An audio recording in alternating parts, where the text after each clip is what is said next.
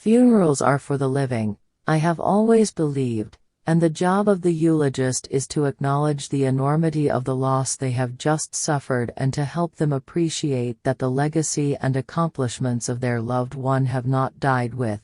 Never tell a man what his interests are. Be straight and open with him about your own interests. And try to put yourself in his shoes. Try to understand his hopes and his limitations, and never insist that he do something you know he cannot. For too long in this society, we have celebrated unrestrained individualism over common community. For too long as a nation, we have been lulled by the anthem of self-interest. My own father had always said the measure of a man wasn't how many times or how hard he got knocked down, but how fast he got back up. I made a pledge to myself that I would get up and emerge from this debacle better for having gone through it. Every man lives in two realms, the internal and the external.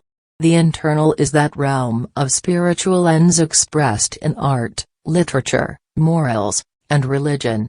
The external is that complex of devices, techniques, mechanisms, and instrumentalities. There comes a time when people get tired of being pushed out of the glittering sunlight of life's July and left standing amid the piercing chill of an alpine November. The limitation of riots, moral questions aside, is that they cannot win and their participants know it.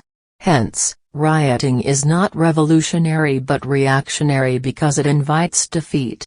It involves an emotional catharsis, but it must be followed. That some should be rich shows that others may become rich, and hence is just encouragement to industry and enterprise. Adhere to your purpose and you will soon feel as well as you ever did.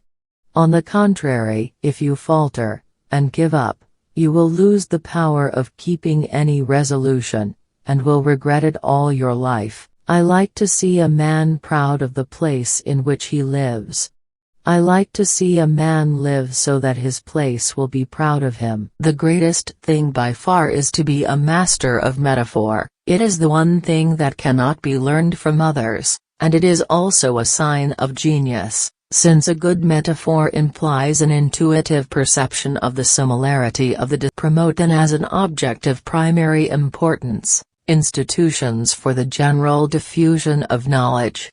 In proportion as the structure of a government gives force to public opinion, it is essential that public opinion should be enlightened. The investigation of mathematical truths accustoms the mind to method and correctness in reasoning, and is an employment peculiarly worthy of rational beings. Let every American, every lover of liberty, every well-wisher to his posterity, swear by the blood of the Revolution, never to violate in the least particular, the laws of the country, and never to tolerate their violation by others. Never tell a man what his interests are.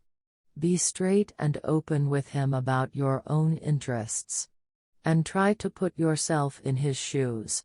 Try to understand his hopes and his limitations, and never insist that he do something you know he cannot.